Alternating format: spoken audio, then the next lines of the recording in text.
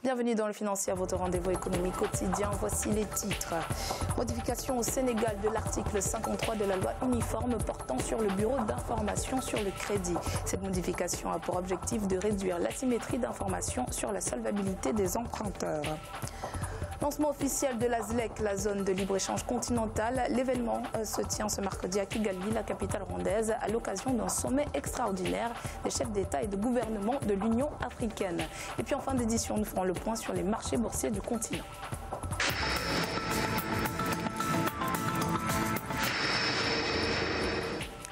L'Assemblée nationale du Sénégal a voté ce mardi 20 mars la modification de l'article 53 de la loi uniforme sur le bureau d'information sur le crédit.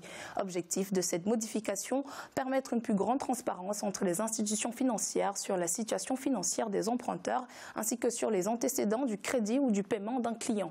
Les précisions avec Cheikh Omar Bandaogo. Le bureau d'information sur le crédit a pour vocation de collecter des données auprès des organismes financiers et autres sociétés de téléphonie et sociétés de fourniture d'eau et d'électricité sur les antécédents du crédit ou du paiement d'un client. Voté en janvier 2014, l'article 53 de la loi portant réglementation des bureaux d'information sur le crédit dans les États membres de l'Union monétaire ouest-africaine a été modifié ce 20 mars par l'Assemblée nationale sénégalaise. Celui-ci stipulait en partie que toute collecte d'informations, toute utilisation et tout partage et diffusion de renseignements personnels, y compris les informations sur le crédit, sont subordonnés au consentement préalable du client, personne physique ou morale concernée. C'est à cette obligation de consentement que la modification met fin. Il s'agit de travailler pour la transparence. Parce qu'aujourd'hui, les mauvais payeurs au niveau des banques portent préjudice aux bons payeurs. Actuellement, les banques ont un passif estimé à peu près à 500 milliards du fait des mauvais payeurs. Maintenant, s'il y a une base de données où, quand M. Ba ou quelqu'un d'autre sollicite un emprunt, que la banque puisse avoir des éléments pour effectivement savoir dans quelles conditions on prête à cette personne-là. Par cette modification, l'État du Sénégal semble porter atteinte à un principe important de la collecte de l'information. D'autant que l'article 54 de la loi de 2014 indique que le consentement préalable de la personne physique ou morale sert de fondement pour la collecte et la transmission des données à un bureau d'information sur le crédit et à l'émission des rapports de crédit. Il n'est pas dans l'intention du gouvernement de mettre les citoyens à la merci d'institutions bancaires ou d'intermédiaires qui vont divulguer des informations qui ne doivent pas être accessibles au grand public.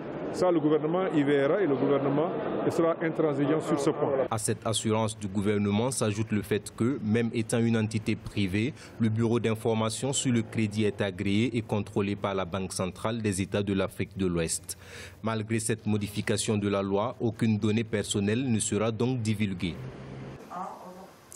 L'Angola compte investir 5 milliards de dollars dans le développement de projets d'adduction d'eau. L'annonce a été faite par le ministre de l'Énergie et de l'Eau, João Batista Borges. Ces investissements se porteront principalement sur la construction et la rénovation des infrastructures afin de permettre aux populations angolaises vivant dans les zones les plus difficiles d'accès de bénéficier de l'eau courante. Ce projet est dans la continuation du plan national de l'eau à hauteur de 110 milliards de dollars adopté en janvier 2017 par le gouvernement de l'ancien président José Eduardo dos Santos, projet qui devait permettre la mise en place de plusieurs stratégies de gestion des ressources en eau afin de permettre à tous les Angolais d'avoir de l'eau courante d'ici à 2040. L'Union africaine lance ce mercredi 21 mars la ZLEC, la zone de libre-échange continentale. Le projet a pour but de renforcer les échanges commerciaux intra-africains, mais sur le plan maritime, les défis sont très importants étant donné que plus de 90% des échanges commerciaux sur le continent africain transitent par voie maritime. Sur le continent, 38 pays sont des États côtiers possédant plusieurs corridors. Le commerce maritime constitue de ce fait un pilier important de l'économie africaine non négligeable. Siamlo Victor Asseji. Selon l'Union des conseils des chargeurs africains, plus de 90% des échanges commerciaux sur le continent africain transitent par voie maritime. C'est dire que le potentiel de ces échanges pour l'économie africaine est important.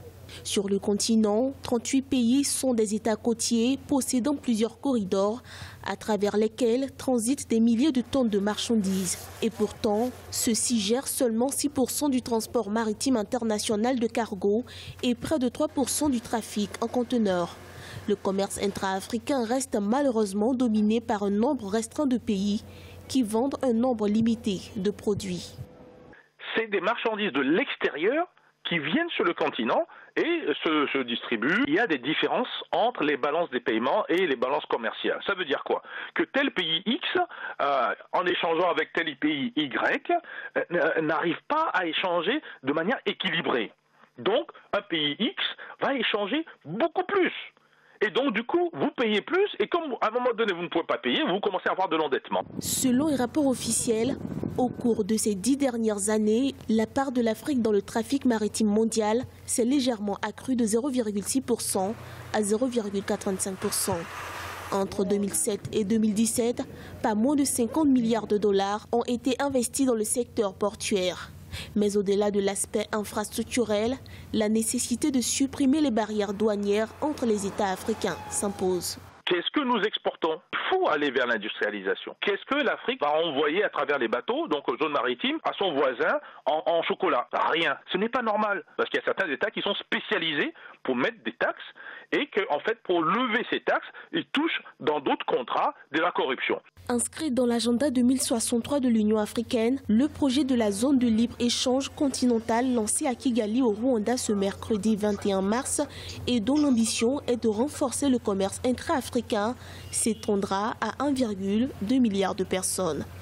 Il devrait d'ici à 2021 générer un bénéfice annuel d'environ 35 milliards de dollars selon les estimations de l'Union africaine. Le coup d'envoi des travaux de réalisation d'un projet de 2500 logements promotionnels publics au niveau de la nouvelle ville de Sidi Abdallah en Algérie a été donné ce mardi 20 mars par le ministre de l'Habitat, de l'Urbanisme et de la Ville, Abdelwahid Temar. Cette nouvelle initiative vient clôturer tous les projets tracés dans le cadre du programme du président de la République, Abdelaziz Bouteflika, portant réalisation d'1 600 000 logements dans le cadre du plan quinquennal 2015-2019. À côté du projet de réalisation de logements, le ministre a également posé la première pierre d'un projet de réalisation d'un lycée de 1000 places pédagogiques à Sidi Abdallah. On reste en Afrique du Nord avec la situation des charges et ressources du Trésor marocain qui dégage un excédent budgétaire de 7,4 milliards de dirhams à fin février 2018 contre 6,3 milliards de dirhams à la même période en 2017. Dans son bulletin mensuel de statistiques des finances publiques de février 2018, la trésorerie générale du royaume chérifien indique également que les recettes ordinaires ont progressé de 7,9% à 32,9 milliards de dirhams à fin février, tandis que les dépenses émises au titre du budget général se sont chiffrées à 55,1 milliards de dirhams en baisse de 5,4%. Il est à présent l'heure de faire le point sur les marchés boursiers du continent. En Afrique australe et océan Indien, l'indice All-Share de Johannesburg progressait de 0,34%. L'indice de Nairobi enregistrait une hausse de 1,05%. La bourse de Maurice était en baisse de 0,16% et l'indice du Botswana perdait 0,01%. En Afrique de l'Ouest et centrale, l'indice nigérian perdait 0,45%. La BRVM d'Abidjan était en hausse de 0,30% et la bourse du Ghana gagnait 0,58%. Et en Afrique du Nord, l'indice tunisien était en hausse de 0,30%. L'indice égyptien était stable à 2,18% et la bourse de Casablanca était en baisse de 0,34%. C'est la fin de cette édition du Financière. Merci de nous avoir suivis. On se retrouve bientôt pour un nouveau rendez-vous de l'économie.